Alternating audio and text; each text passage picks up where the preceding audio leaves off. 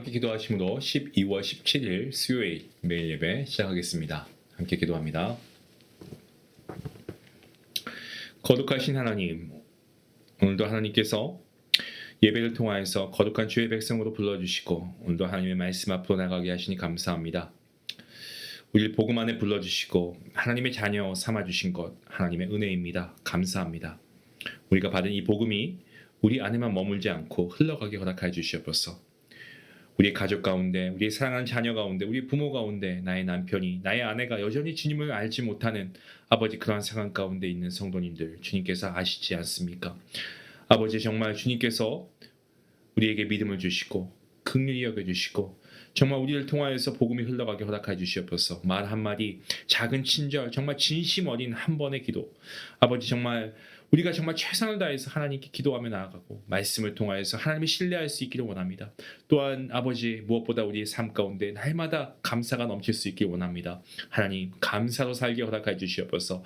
당연하게 생각했던 것들, 숨 쉬는 것, 먹는 것, 일할 수 있는 것, 함께 예배할 수 있는 교회, 이 모든 것이 하나님의 은혜의 선물임을 잊지 않게 하여 주시옵소서. 감사가 입술의 고백을 넘어서 나눔과 섬김으로 흘러가게 하시고 우리가 머무는 곳마다 예수 그리스도의 향기가 퍼지게 허락하여 주시옵소서. 이 예배를 통하여서 정말 우리의 영적인 눈을 다시금 뜨게 하여 주시고 나 하나만이 아니라 나의 가족과 내 이웃과 이 도시와 열방을 품고 기도하는 기도의 사람이 될 수 있도록 하나님 우리를 사용하여 주시옵소서. 오늘도 우리의 삶의 소망이 되시는 우리의 구원자이신 예수 그리스도의 이름으로 감사하며 기도하옵나이다. 아멘. 찬송가 310장 함께 하시겠습니다.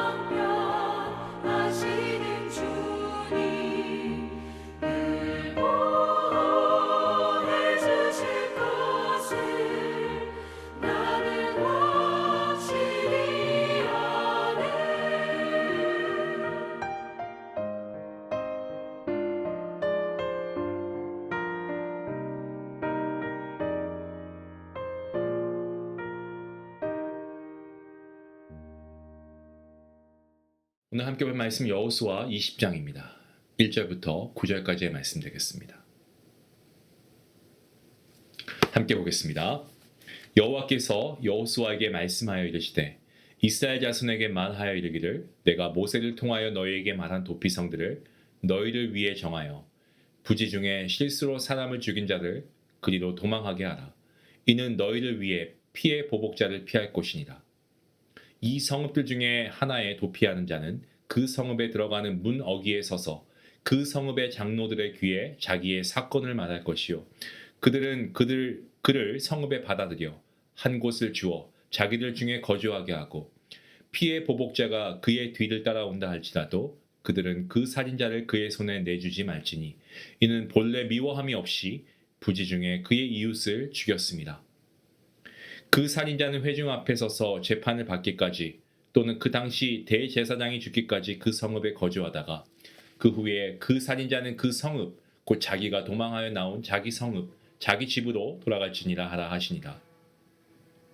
이에 그들이 납달리의 산지 갈릴리 게데스와 에브라임 산지와 세겜과 유다 산지의 기랏 아르바 곧 헤브론과 여리고 동쪽 요단 저쪽 루벤 지파 중에서 평지 광야의 베셀과 갓 지파 중에서 길르앗 라목과 므낫세 지파 중에서 바산 골란을 구별하였으니 이는 곧 이스라엘 모든 자손과 그들 중에 거류하는 거류민을 위하여 선정된 성읍들로서 누구든지 부지 중에 살인한 자가 그리로 도망하여 그가 회중 앞에 설 때까지 피의 보복자의 손에 죽지 아니하게 하기 위함이라. 아멘.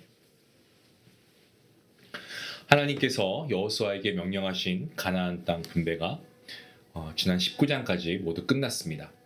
오늘 본문은 도피성에 대한 내용입니다. 이 말씀은 모세를 통해 이미 지시하셨던 그런 말씀이기도 합니다. 민수기서 35장을 보시면 그렇죠. 신명기서 19장도 그렇고요. 모세는 이 도피성에 대한 내용을 이스라엘 백성들에게 설명했습니다. 때문에 오늘 본문은 하나님께서 새로운 것을 명령하시는 내용이 아니고 여호수아가 이미 알고 있던 제도를 상기시키고자 하시는데 그 목적이 있습니다. 요단 동쪽의 세 곳, 요단 서쪽의 세 곳을 도피성으로 지정해 주십니다. 고대로부터 각 민족에게 어떤 특별한 어떤 성역이 있어서 그곳으로 피신한 사람에게는 죽음으로부터 이 안전을 보장하던 그런 오래된 관습이 있었습니다. 이스라엘 민족에게도 도피성이라고 하는 특별한 성역 제도가 있었는데 하나님의 제단과 더불어서 사회에서 우발적인 살인을 저지른 경우에 피난처 역할을 감당했던 곳이 바로 도피성입니다.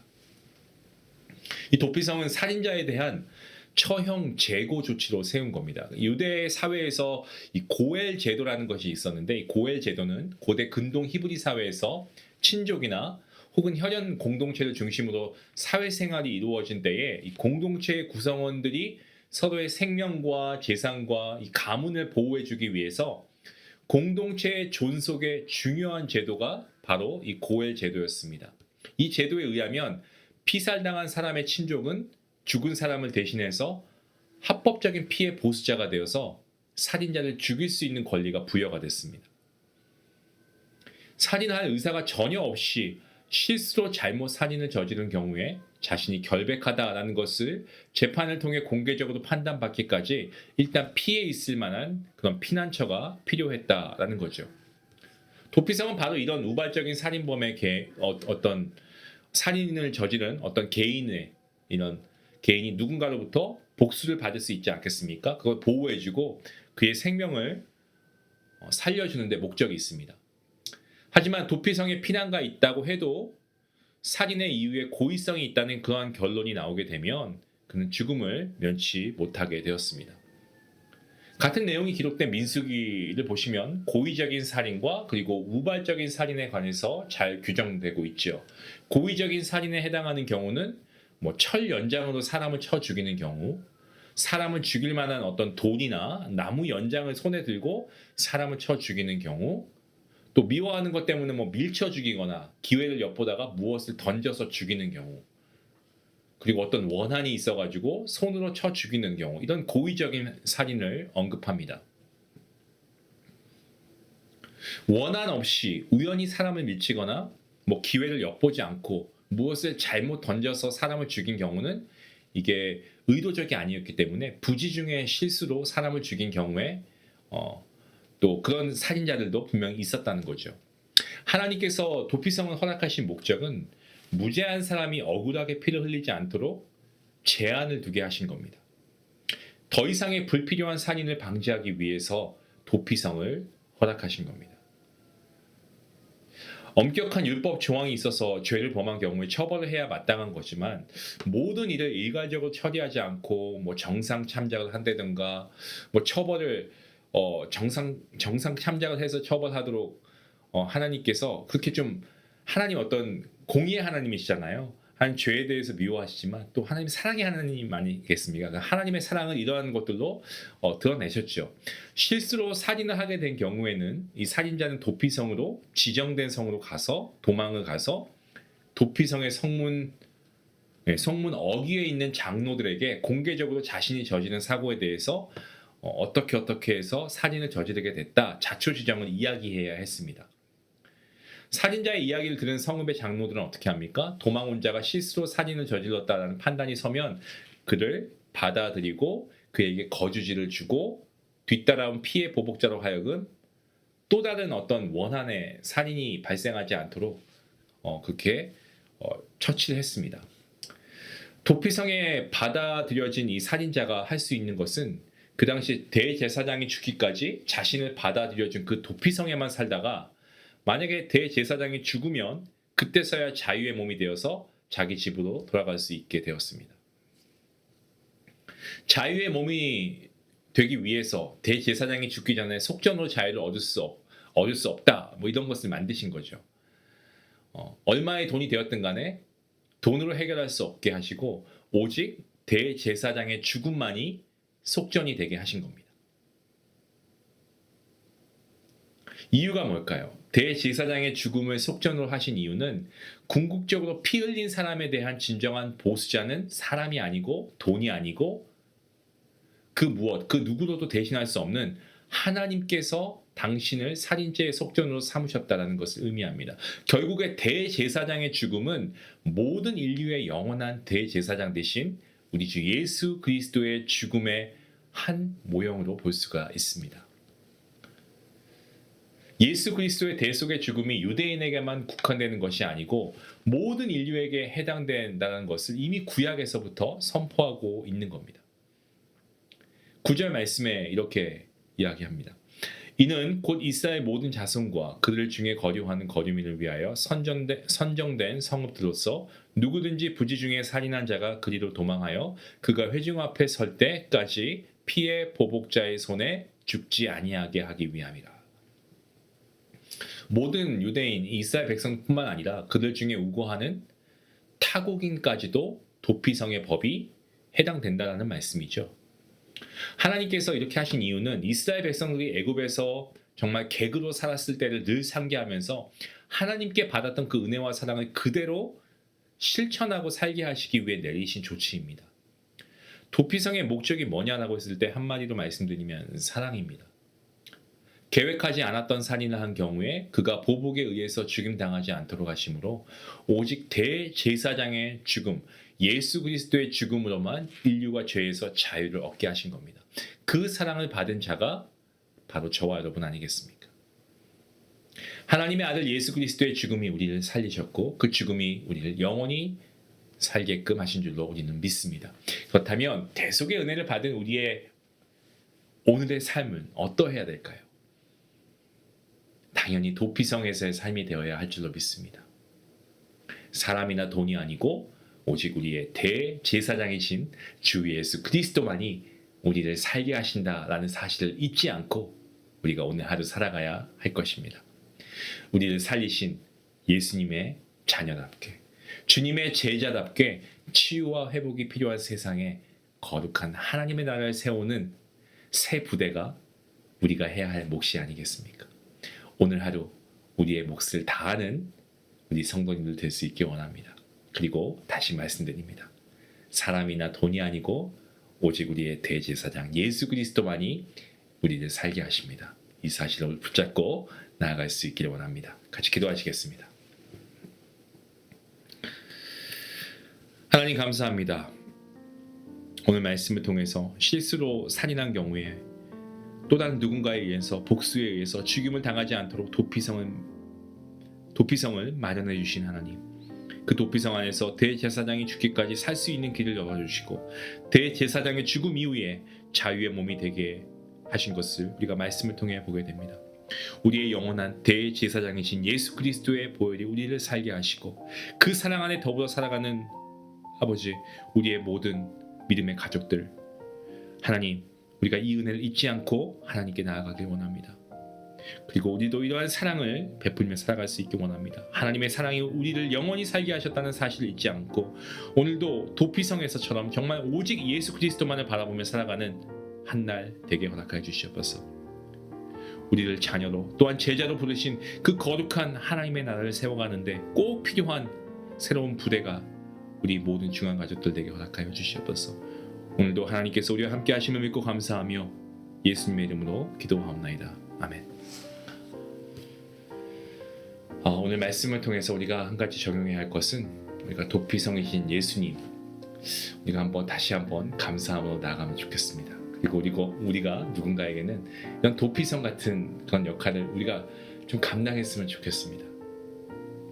우리가 하나님께 예수님께 피하듯 정말 누군가에게는 정말 은혜가 필요한 사람들이 있습니다. 우리가 이들을 하나님께 인도하고 혹여 내 주변에 내 말과 태도 가운데 누군가에게 상처와 또 정죄를 한 적이 있다면 우리가 이런 것을 좀 회개하고 우리가 도피성의 사랑을 받지 않았습니까? 우리도 이러한 사랑을 나눌 수 있는 그런 축복의 통로가 되었으면 좋겠습니다. 우리 같이 함께 말씀 생각하시면서 기도하며 나아가겠습니다.